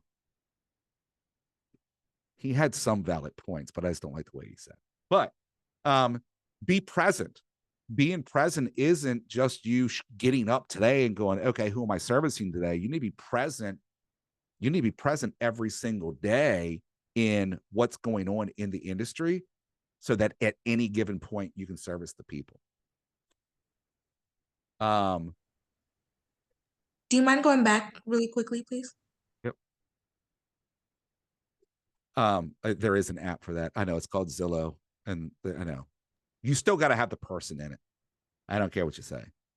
I don't think anybody in here is ever going to go DoorDash a home. I just don't think it's going to work. We're never going to go anywhere. There's always going to be a benefit mainly because of the emotions. So don't get hung up in that. This keeps your emotions between the lines too. Go back to earlier when I talked about keep the headlines in context. You know, when people are like, well, I don't need you as a real estate agent. I could do it myself. Okay. Are you familiar with the 50 documents that you need to legally transfer title of this house? Right? Do you know that you have certain obligations to a buyer or certain rights as a buyer and all that stuff like that? No, they don't know that. That's where we come in to show them that stuff, right? Again, keep the headlines in context. Read past the headlines, right? Don't just listen to the hype that's coming out on social media. Do your own research and dig deeper.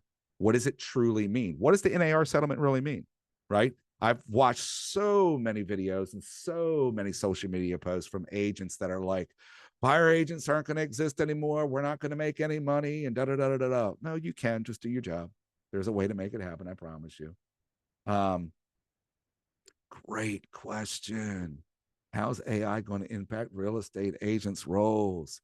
I think in a negative way, to be honest with you. And I think it's going to get a lot of agents in trouble.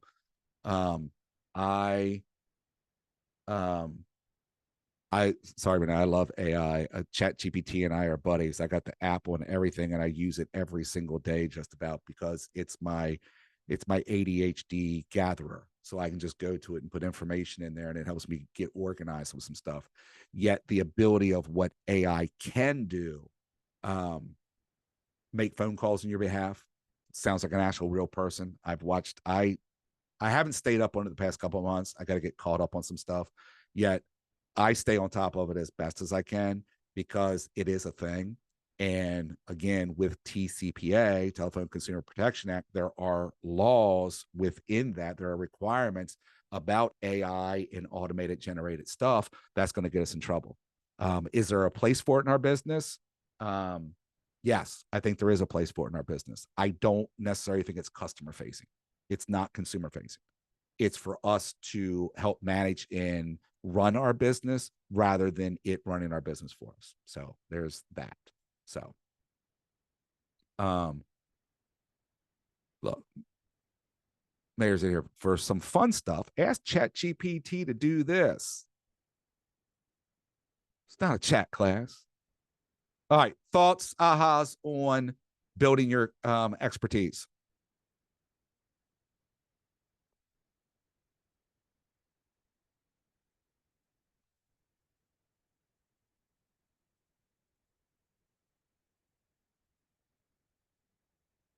I gotcha. Don't worry, I'm going to put all my contact information in the chat before we're done, so everybody's got it. That's we're going to be best friends. Wait, me and you, or you and the AI? Dex. I like that. Yes, RPR has almost all the answers. If you get anything out of today, that's probably my best nugget I'm going to give you right now. So.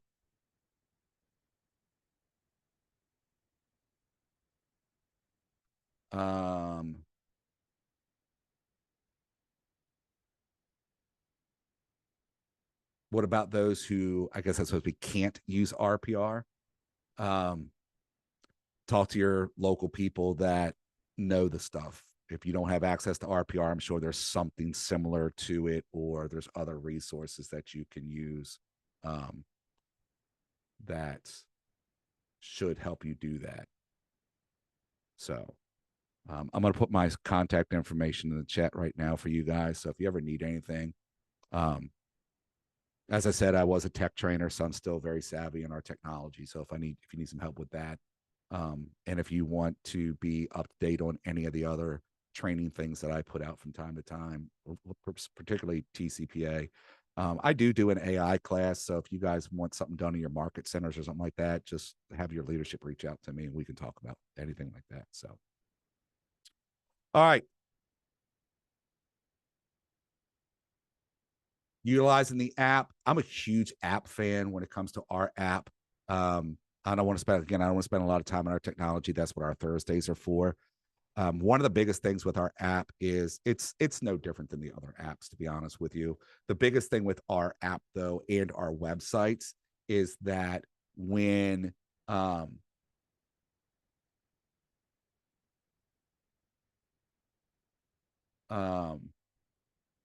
one of the biggest things that our app does and our website does is that if somebody registers for our app and our website, when they're in there and they're using it and they're looking at properties, as long as that person is in our database, which when they sign up on the app or the website, it puts them in our database, I can see what they're looking at.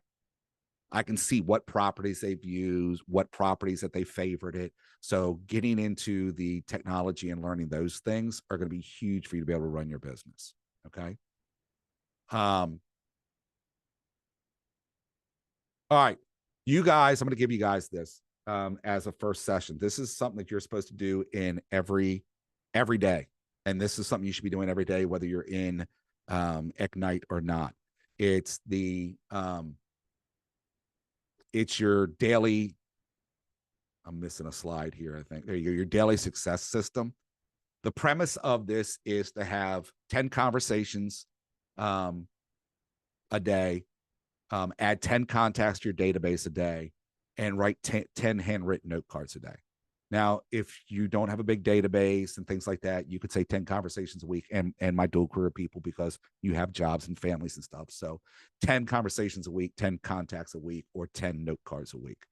The other parts of this is the 10-5-1. The 10-5-1 is the social media aspect.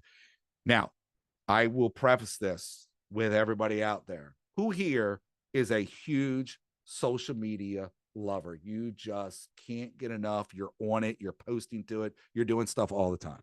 How many of you? I got one.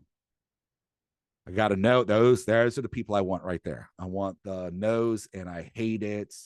And the I'm tryings, the not there. Look at that. There's a lot more no's than I thought there was going to be. All right. If social media is not for you, it's okay. Don't force yourself to do it. You don't have to do it. Is it the future? Is it where you're going to do a lot of lead generating? Is it where you can do a lot of lead generating? 100% it is. It takes commitment and it takes a plan. If it's not for you, it's okay. Just know that you're going to have to double down on other things. You're going to have to find other ways to do your lead generation and interact with people and your database if it's not going to be on social media. Social media is just a way for you to do it in a mass way that's not as off-putting as sending out 3 emails a month from text messages and all that stuff like that, right? So if you want to get into it, if you are doing it, then you need to make sure that you're doing it in the right way. So there's a couple different formulas out there. The one we have in Ignite is 10-5-1. This is every day.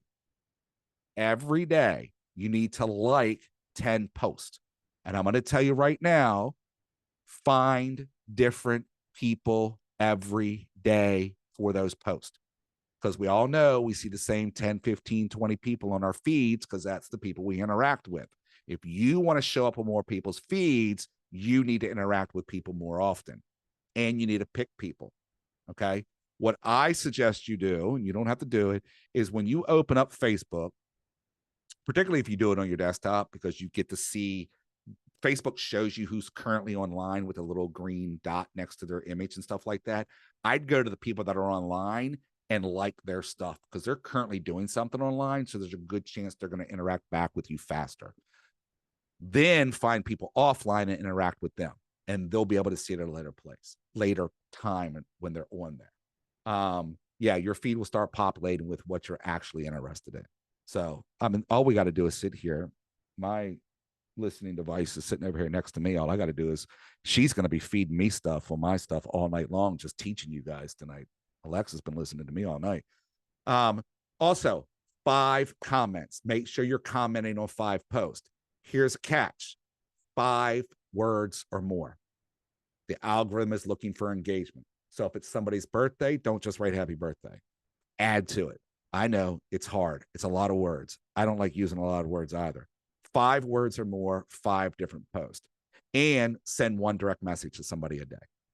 If you do this on a regular basis, you're going to get more exposure on social media so that when you're putting your business out there, real estate business that is, more people are going to see it. You've got more chance to interact with these people and find business that way. So, and yes, Steve, thank you. Here's where you can use ChatGPT or the other AI platforms that you want to use. They're great for this. I go into chat on a regular basis, and you can just literally ask chat to create you a week's worth of social media content. And you can tell it what you want. You can tell it what the topics are. It will create it with social or with emojis. You can say emojis, no emojis. You can give it a tone. You can do all of this stuff like that. Again, I'm still learning. I know chat can do anything I want it to do. I just don't always think of it. Last week, not this past weekend, but I think the weekend before or early last week, about this time last week, I was scrolling TikTok or something, and lo and behold, I had a woman come up and go, ask chat to create your grocery list with a budget. And it will give you everything you need and the recipes. So I told it what store I was shopping at, which geographically, it's here where I am in Maryland.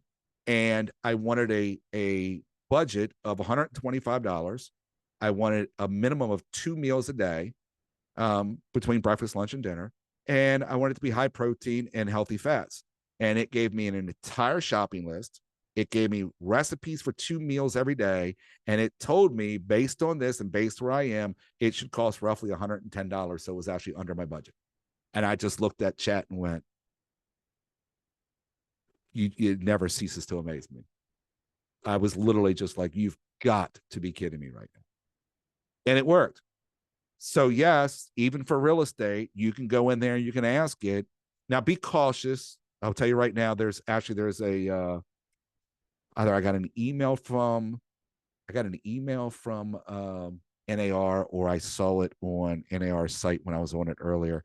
that they got there's a new article about AI in real estate. You got to remember, it's not always going to be accurate. You're never going to take something from chat and just copy it and paste it into something. You're going to want to read it. You're going to want to validate it because it can be wrong, right?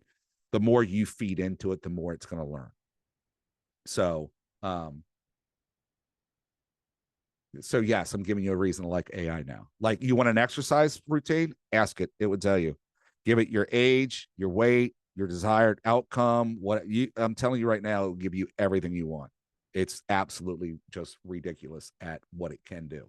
So, but this is what you should be working on, your daily success system every week. You want to make sure you're having your conversations. By the way, in the technology, go back to your tech trainers. Does everybody know who your tech trainer is in your market centers? If you don't know who your tech trainer is, find out who it is. If you don't have a tech trainer, go to your productivity coach or your team leader or somebody like that and get in there and ask them, you want to turn on your activity tracker. This is by default turned off inside of Command. It works in teams and it works with individual agents. If you go into settings, you can turn this on.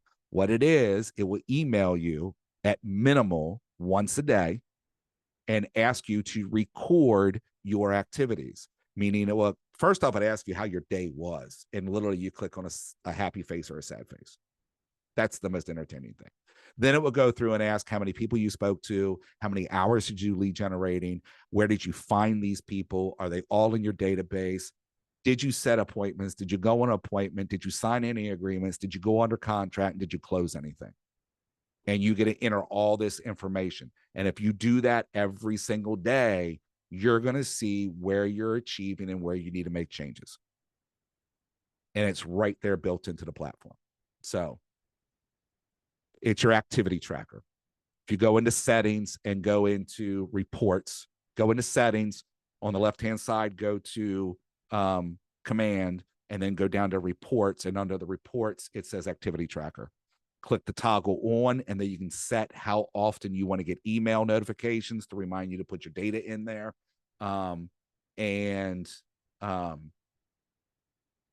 Reach out to your regional tech trainer, or at least go directly to your team leader if you don't have a tech trainer in your office. And then they'll put you in touch with your regional tech trainer. I believe all our regional tech trainers are filled. Spots are filled. But your activity tracker is your best place to go. So it's in command directly. And you don't have to be in command to record your activities. Once you get the email, you click on the link, it just opens up a page. You just click on all the information and it's tracking all your data. You're going to be able to see, based on the goals that you set, where you're at on your goal setting. But again, goal setting is different and all the tech stuff is different. So with that said, we have come up on our time. It is now 8 o'clock.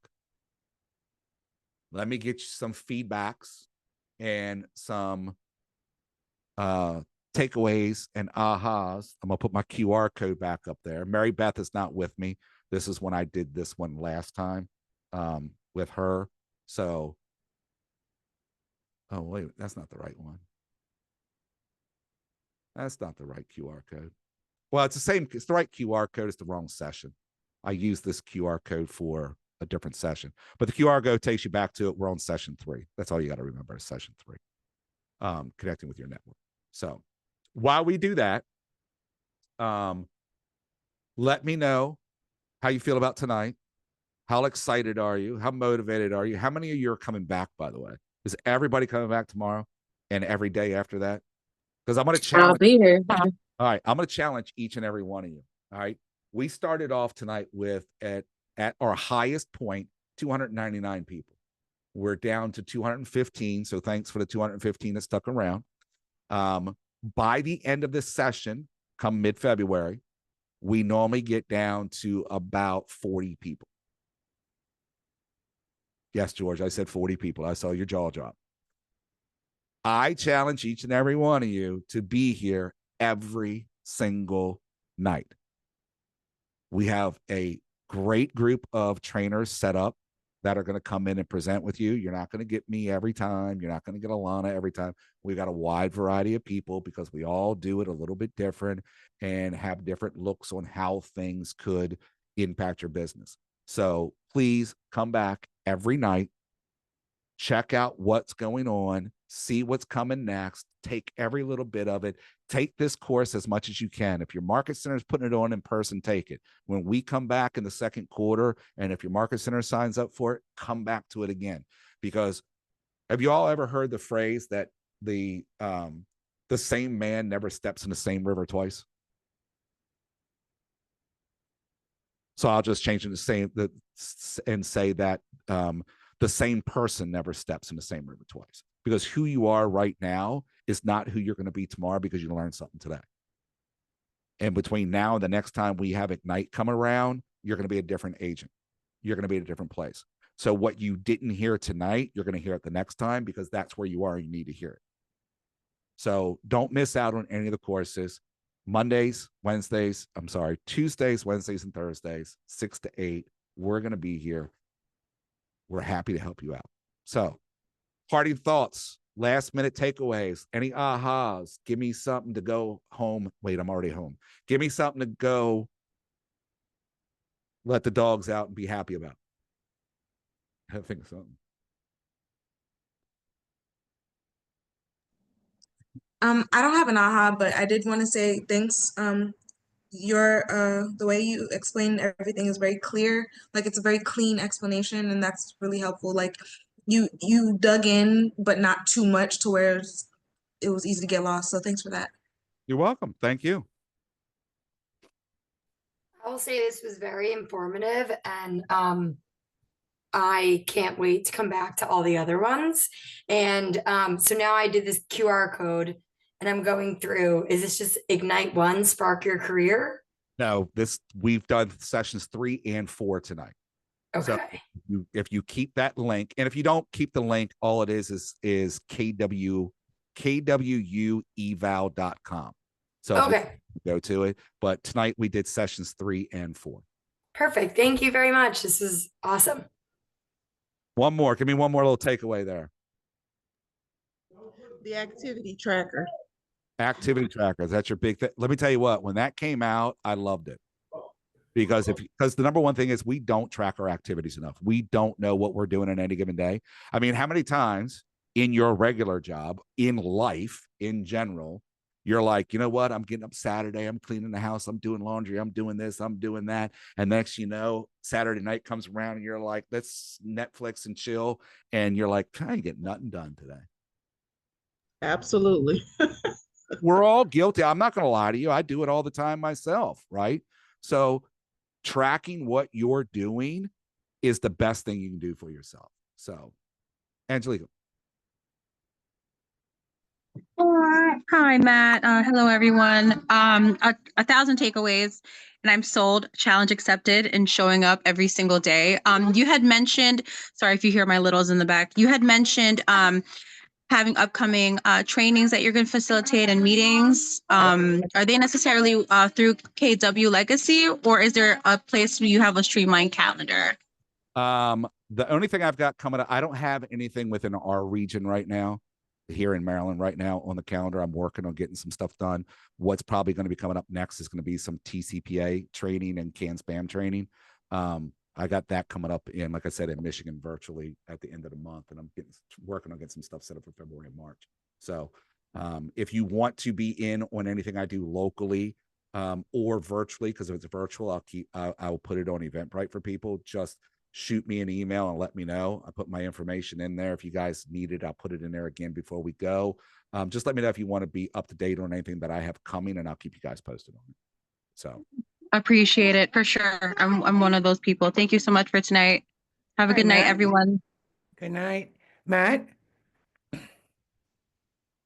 ahead. Hi.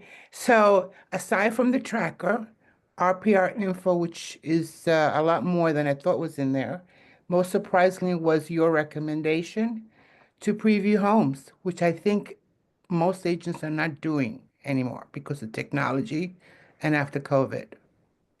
Yep. Here's the funny thing. Everything comes back in fashion. Yeah.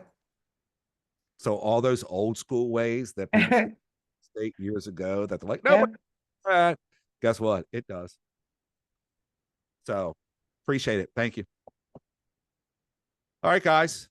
Again, I just dropped my stuff in there, my phone number and my email. So if you want to reach out, let me know. I'm more than happy to help out anytime in any way I can.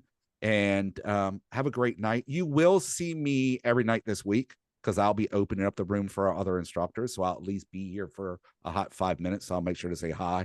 And I will be, oh, by the way, I track the attendance for these courses. So I know who shows up and doesn't show up, just letting you know. Okay. I will reach out to you if I have to. I've got a quick question for you. One more quick question. Would you be able to since we're not going in order in the booklet, would you be willing to put the page numbers to start on? Like in order for us to like go back and look through? It's done by subject matter. So if you just do sessions 3 and 4 tonight, you'll be and then each night, the only night that's not an actual session out of the handout are Thursday nights. That is strictly course content that I created for this virtual national event for the technology. And we have coming in for those. That's the only one that's not going to be in the book.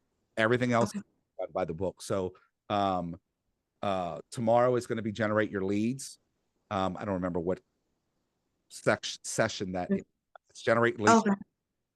And then next week, it's going to be capture more leads and grow your database and keep every lead and follow it with every lead. So we're doing like 2 sessions of Ignite almost every night in a reduced session to get it out there. Something's better than nothing. So yeah, thanks again. Any other questions, guys? I'm happy to stick around for a minute. I got nothing to do except the dogs. And by the way, the littles in the back ain't a big deal because the dogs have not made a sound. I yelled at them earlier. I got class to teach and they actually behaved. I'm impressed. So. All right. Thank you again. I will see you guys the rest of the week. Like I said, I will be opening up the room, so I'll at least be here to get you guys in. So I'll probably at least stick around just to see you see my pretty face. And then I'll wish you well. And I will keep an eye on you guys as much as I can. Again, if you need anything, feel free to reach out. Let me know. All right. Thank you. Guys, have a great night. Thank you. Thank you. Thank you. You too. Thank you.